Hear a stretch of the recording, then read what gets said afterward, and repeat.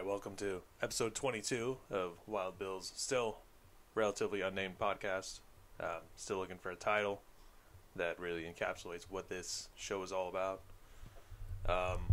We talk about the Chicago Cubs and kind of go on a week-by-week overview on how everything went, talk about other sports. And so, without further ado, having the most basic intro of all time this week, let's go over this past week in Chicago Cubs baseball. Overall, 4-1 on the week, which is pretty good. Cubs only played 5 games, which is crazy. No Sunday game yesterday. I didn't mind. There was no way this team was going to ruin my end of the weekend, I guess. So, start off with a surprisingly good result going against the Minnesota Twins, who I believe are leading the AL Central. 2-1. First game, Kyle Hendricks pitched pretty well. Unfortunately, came away with a loss because there was absolutely no run support. I believe the final score was 3-0. So, super unfortunate to not give a struggling pitcher making a good start the run support that they deserve. I think that could have been, a chance for the team to pick up their starting pitcher that has given the team so much and deserves better. But thankfully, they were able to win the final 2 games of that series. Isaac Paredes hit a nice home run in one of those games. Ian Happ also went yard in that game. Also, I believe in the game against the White Sox, which the Cubs obviously took both of those games against the crosstown rivals down on the south side. Classic south side being the south side. Had a couple of fans run onto the field in the bottom of the 9th. In the second game, one of them had to be carted off, which is like the most embarrassing thing that could happen to you. You're already going to I don't know about go to jail, but be charged with trespassing. And to be carted off after you couldn't even make it onto the field without getting hurt. It's tough. Tough look. Even worse than being caught in public as a White Sox fan right now. Tough. So, took care of business. 2-0 in that series. 2-1 against the Minnesota Twins. Unfortunate that Justin Steele also didn't get his win in the second game of the White Sox game. Pitched pretty well, but that is your 2024 Chicago Cubs. Not being able to really give run support to their pitchers. I also felt like the Cubs flew a little too close to the sun in their 7-6 win against the White Sox. It was nice to jump out to a good 7-0 early lead, but to then let up 6 unanswered points against the worst team in probably the last 20 years at least. Not good. Not a cute look. But it's not too much to complain about. Hector Neris got us out of it by the skin of our teeth. There was the bases loaded in the bottom of the 9th for the White Sox. Could have been very bad. Could have been very embarrassing. But, all's well that ends well. So, we're at 59-60. I can't remember the last time we were at or over 500, so this is a good sign, especially leading into the wild card race that is bound to happen in the last month and a half. We're only 3 games, or I believe it's 3.5 games now, behind the final spot. We're trailing the Mets. We're in that race with the Cardinals and the Giants as well. So we'll see how that all pans out. The division is still at 9 games. Milwaukee is just consistently winning the games that they're supposed to win, which is a sign of a good team.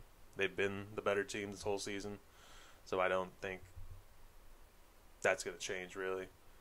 The Cubs should have totally swept that 4-game set, but whatever. We're not talking about that week. If you want to hear me speak about that series, go to the last episode. Feel free to listen to everything back and catch me saying some incorrect stuff and call me out on it if you feel so inclined.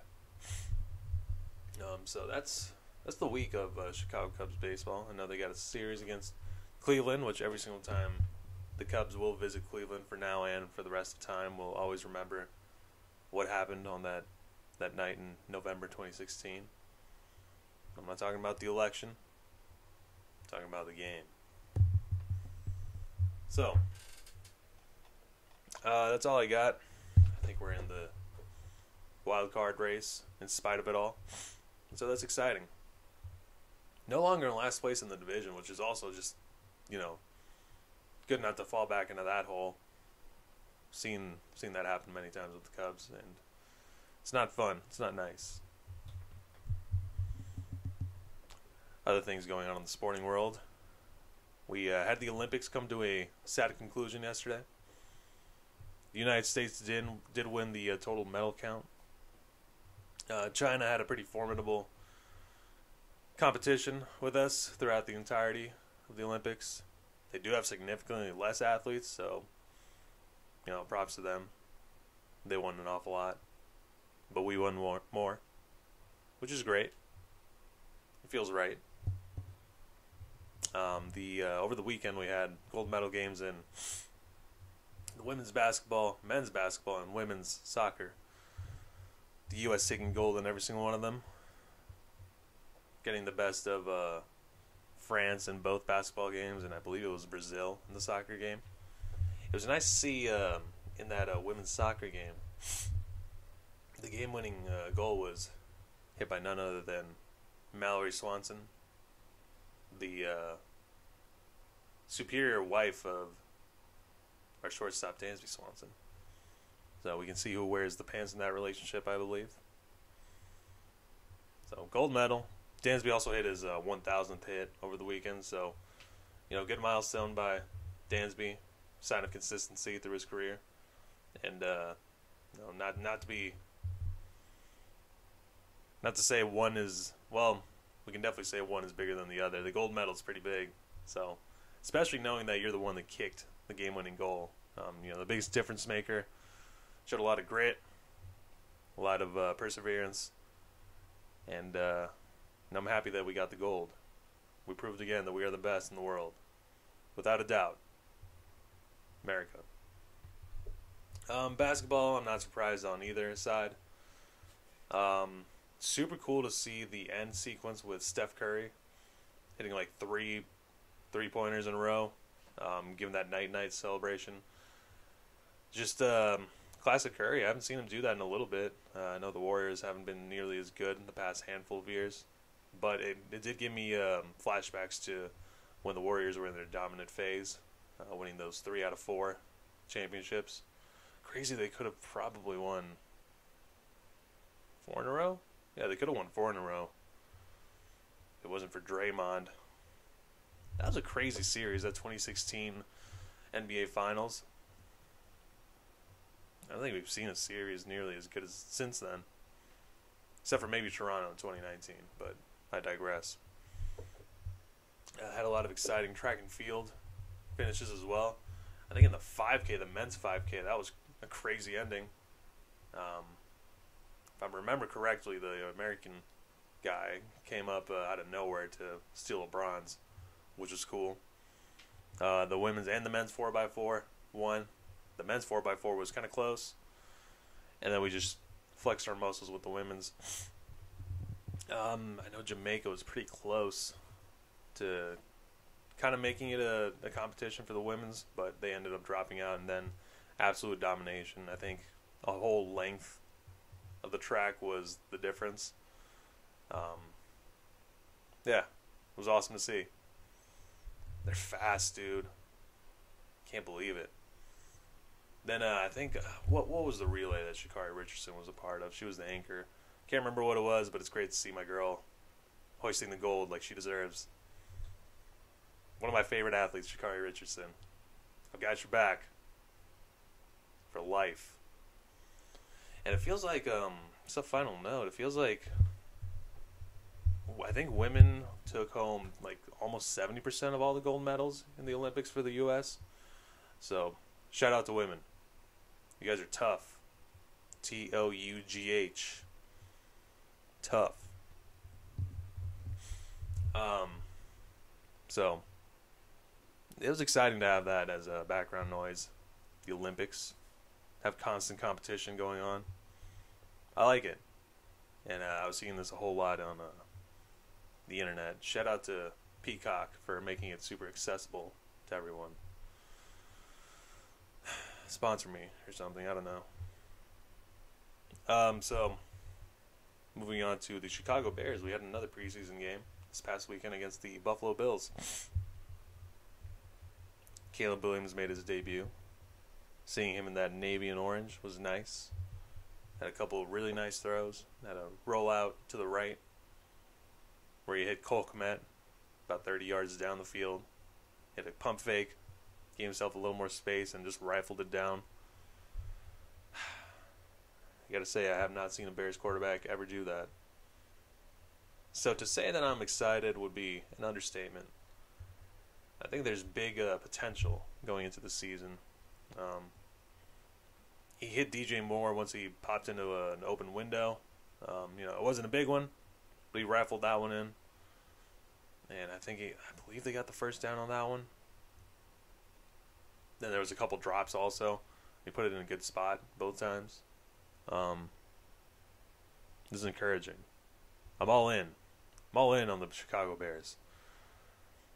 The one thing I want to see him try to do is scramble out to his left, just to make sure that that's all good on that side as well. Undoubted, I don't doubt that he should be fine going that way, but that's just something that's like super quickly I observed and could be a source of a game plan going against him. So, hoping to see that transpire out in a game type setting and him show us that he is capable of doing that. I don't doubt it. I'm sure I could look at old USC highlights and see him doing exactly that.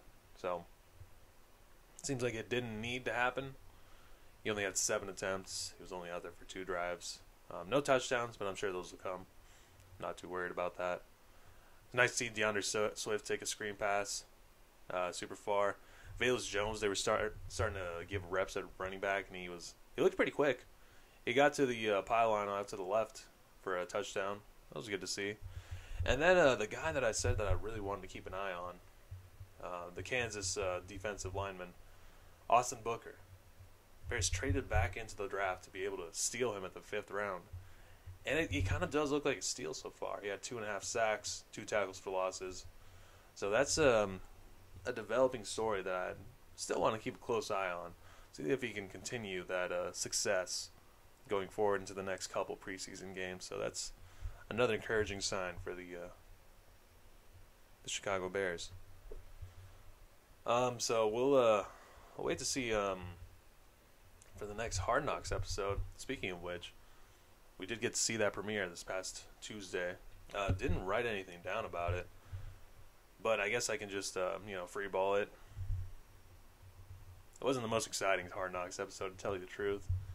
It was cool to see Nick Saban in the building. I did not know that he coached Matt Eberflus in Toledo. I knew that they were both at Toledo at a certain point in time. Did not realize they coincided. It was nice to hear those words about our coach from, the GOAT, college coach, knowing that he has those intangibles about him. Maybe not the most exciting coach to listen to. It seems like people really like him on the team, which is cool. There just doesn't seem to be that explosive personality that's usually what makes Hard Knocks, the show to watch. So hoping to see more of, players' personalities coming out in the next episode. All I really found out is that everybody sucks at singing. And yeah, kind of sucked to see that Austin Reed guy didn't get too many reps in the Hall of Fame game, but that's business. No business like show business. So, hoping to see a little more, especially out of the city for this next Hard Knocks episode. Talk about how much we hate the Packers. Talk about how much we want to switch that narrative. I think that's important to this fan base. So, I believe that's all I got for this week. Looking forward to a race for the wild card for the Chicago Cubs. I think they're in it. and I think they can make a little bit of noise. Not sure even if they make it in, they make it past the little wild card round that they've created for a few extra teams to see a few extra games. It's all about revenue, I suppose. But don't let us get one. And then once we're in, anything can happen. That's what October is all about. So, thanks for listening. My name is Wild Bill. Until next time, it's over.